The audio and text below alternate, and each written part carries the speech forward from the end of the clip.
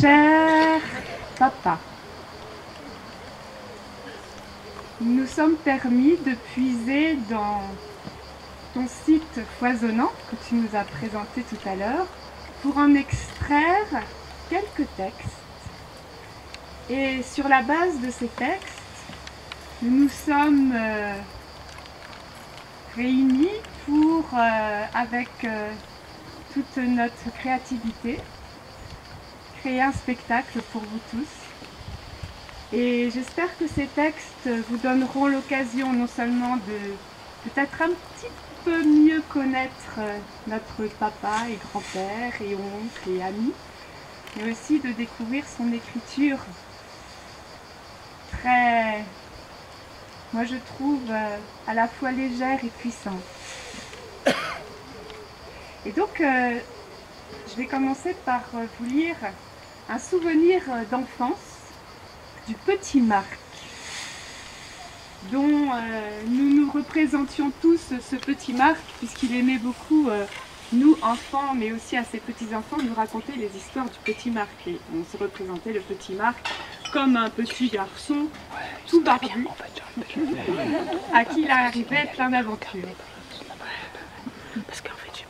Et là, c'est une histoire avec Mademoiselle Marguerite.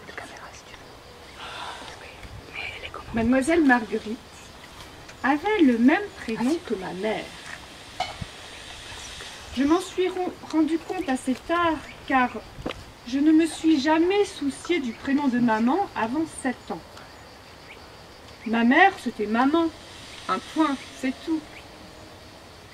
Quand j'ai réalisé que maman s'appelait Marguerite, j'ai pensé à une fleur et je trouvais ça ridicule.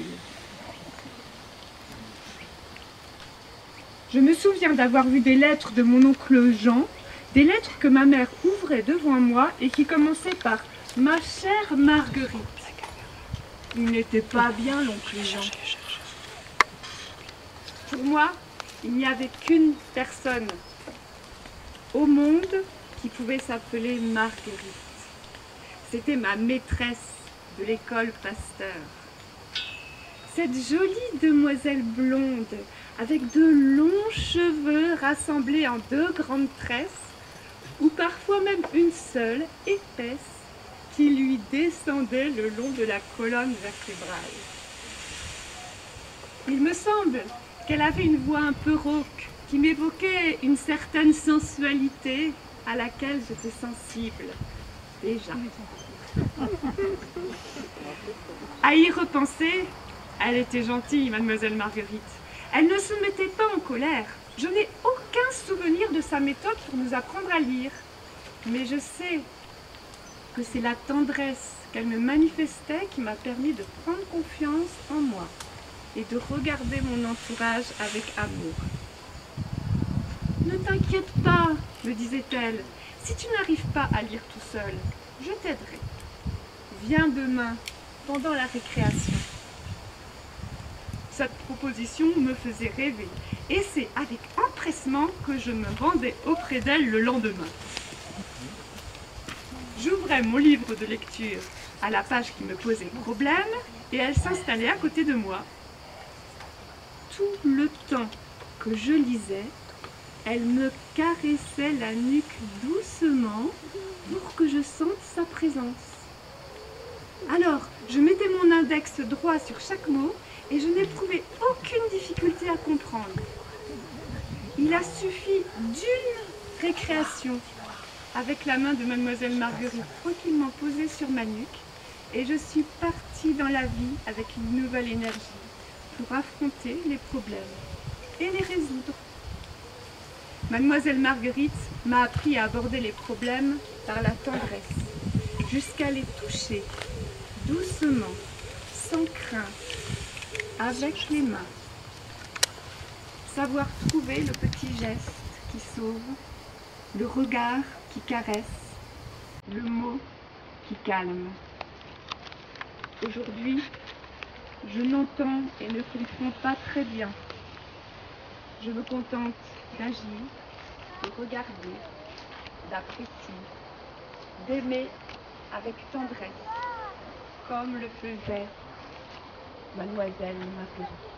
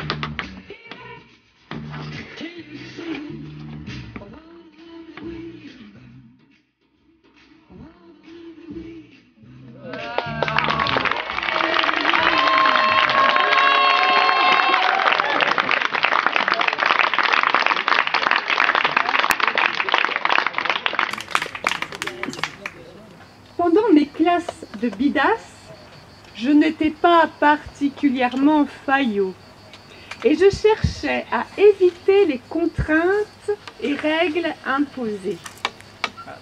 Je me souviens par exemple d'être passé directement d'une file entrante à une file sortante pour éviter les vaccins qui me tentaient pas du tout. Et alors que nous devions observer un jeûne après les piqûres, certain d'éviter tous les risques, je me gavais de pâté et sardines devant les copains médusés. À la fin des 6 mois de stage, nous devions passer les épreuves de classement.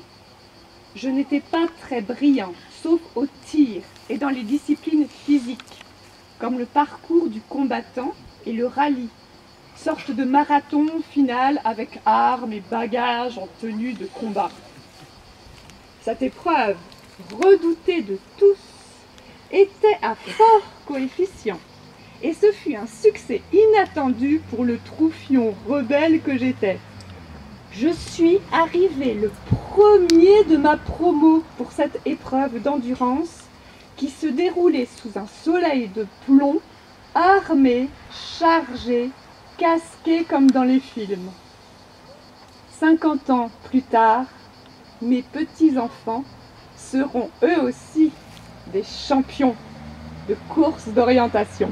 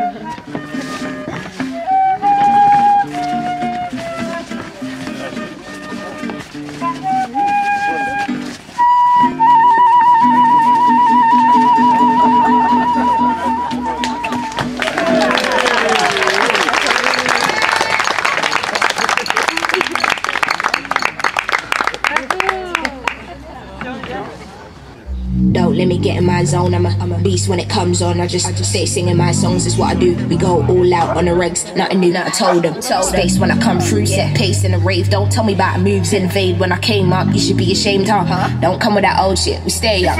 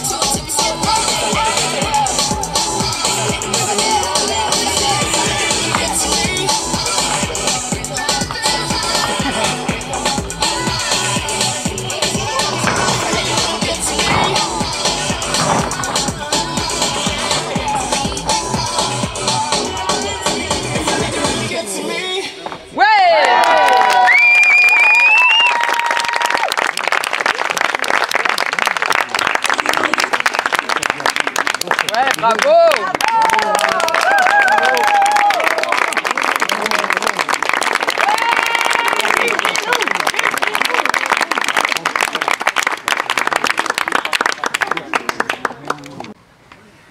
C'est penser aux jolis rendez-vous qui nous attendent encore.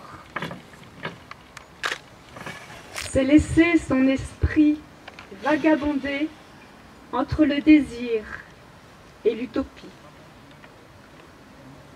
La musique est un puissant excitant du rêve.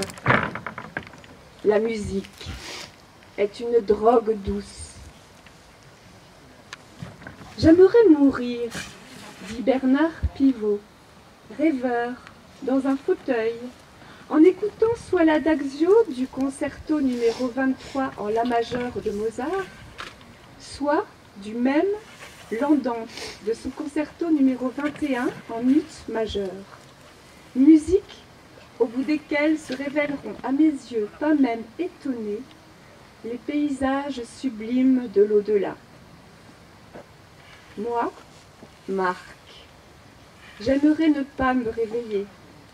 Je suis tellement bien quand je m'endors que j'imagine que c'est déjà le paradis. Mais Mozart et Pivot, ainsi que moi, ne sommes pas pressés. Nous allons prendre notre temps. Avec l'âge, le temps passe, soit trop vite, soit trop lentement. Nous ignorons à combien se monte encore notre capital, en années, en mois, en jours. Non, il ne faut pas considérer le temps qu'il nous reste comme un capital, mais comme un usufruit, dont, tant que nous en sommes encore capables, il faut jouir sans modération. Après nous, le déluge? Non, Mozart.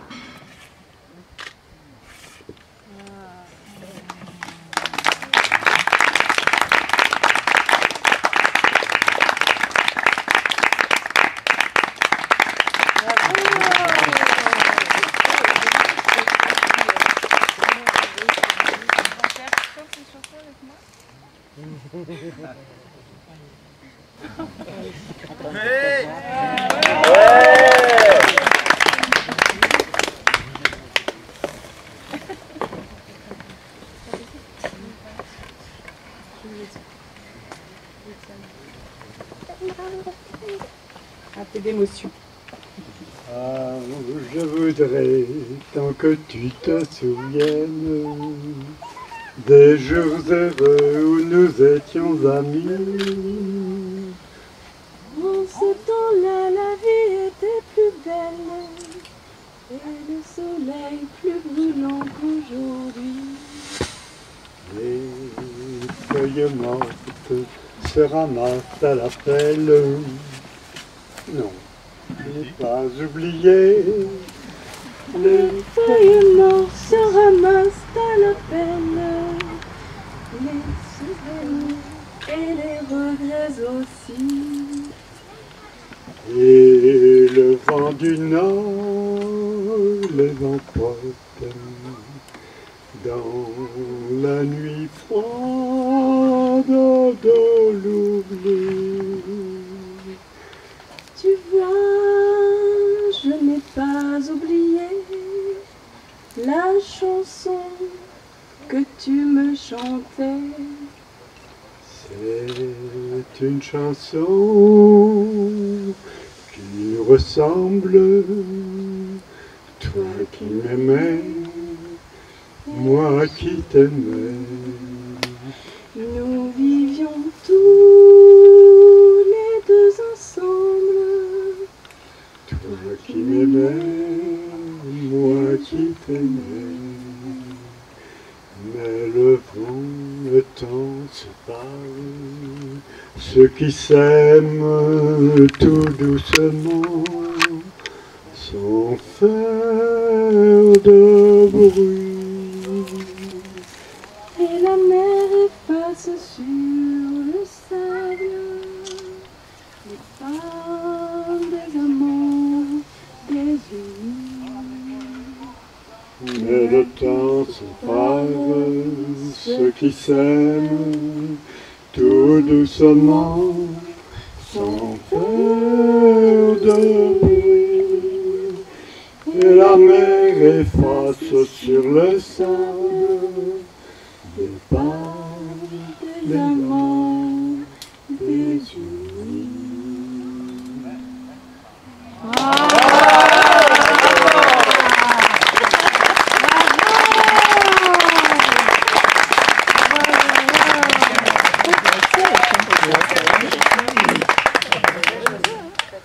Et donc vous voyez, notre père, grand-père, nous a donné cet esprit de créativité, nous a appris à aimer chanter, danser, de la musique. Et donc maintenant, c'est Jean-Philippe. Imagine qu'il n'y ait pas de papa. C'est difficile, crois-moi.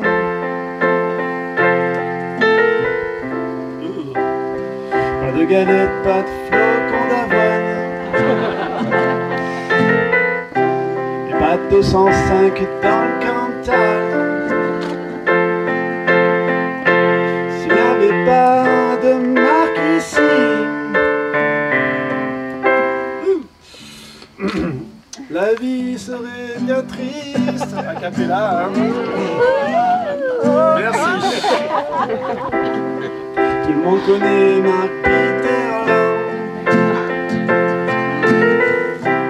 sa maison et son jardin, son chat, sa tortue, ses pigeons, son accueil dans toutes saisons. S'il n'y avait pas de marque ici,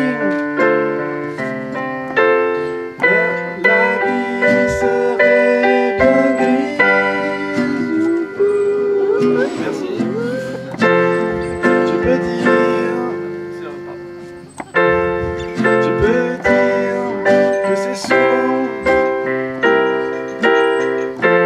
que des millions de gens vivent sans. Mais si tout le monde le connaissait, tout pourrait alors s'améliorer. Venez un jour le rencontrer. Prenez le temps autour d'un thé. Et si l'occasion nous se prête, il y a toujours Skype ou Internet. Car Marc est toujours ici. Et dans ce petit coin de paradis, je peux dire que c'est souvent que des millions de gens vivent sans. Mais si tout le monde le connaissait, le monde alors s'améliorerait.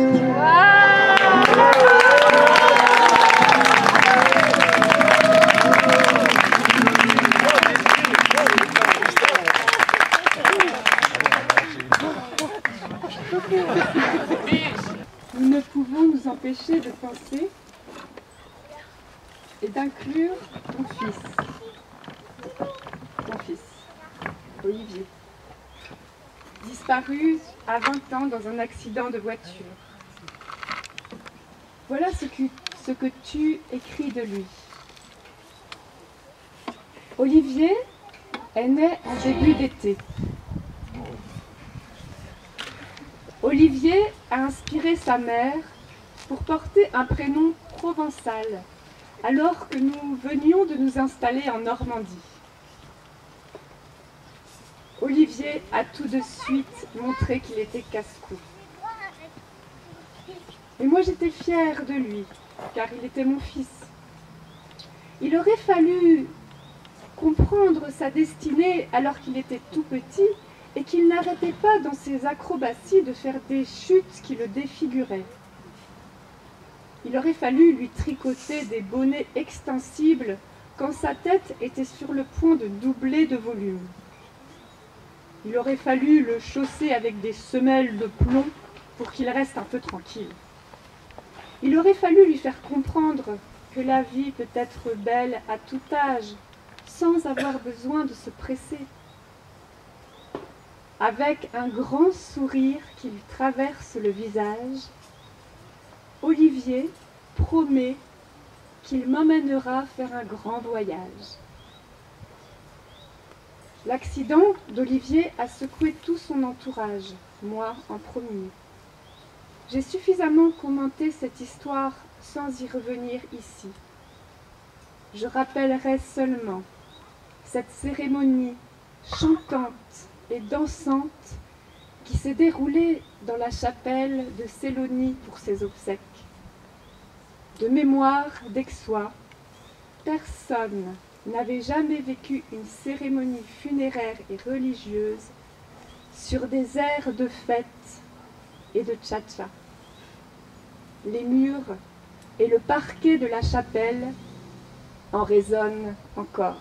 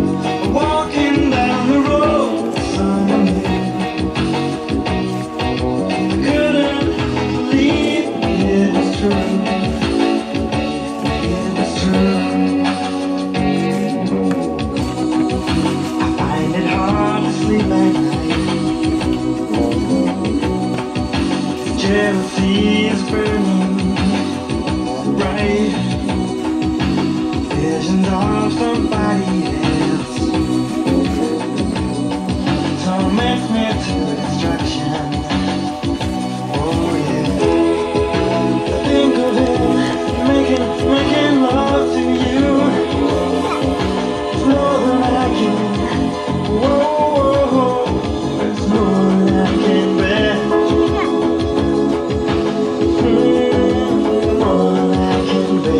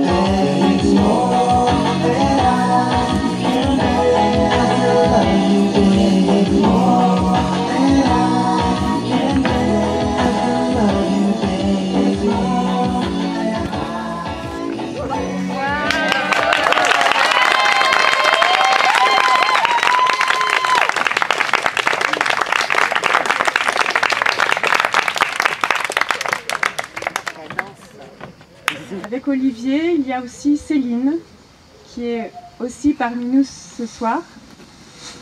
Céline est notre petite sœur, qui elle est partie encore beaucoup plus tôt, à 9 mois. Un autre texte raconte aussi ce contraste entre la douleur de l'événement et la vie qui continue, joyeuse, par le biais des enfants. Au moment de partir à l'école, Sylvie, qui n'avait que 9 ans, entend son père pousser un cri d'effroi.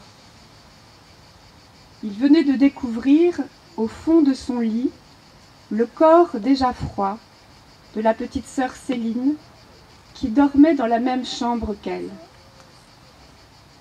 Anne-Françoise, 4 ans, et Laurence, qui allait sur ses 3 ans, ont vécu sans comprendre le bouleversement de leurs parents. Pour ces fillettes, c'est la cassette des Aristochats qui a accompagné l'événement.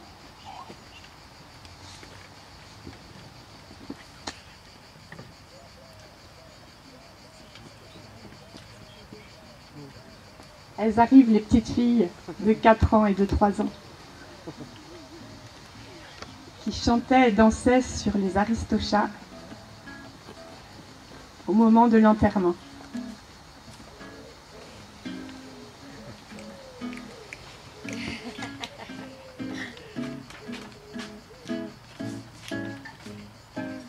Le monde veut devenir un 4, parce que un chat, quand il est 4, retombe sur ses pattes. À jouer du jazz, on devient vite un acrobate. Le monde veut devenir un 4. Oh, Ricky Tinky Tinky. Mais oui, c'est pire que l'ennui. Oh là là, mes amis, quelle calamité. Tout le monde veut devenir un 4, parce qu'un chat, quand il est 4, retombe sur ses pattes. À jouer du jazz, on devient vite un acrobate. Tout le monde veut devenir un 4.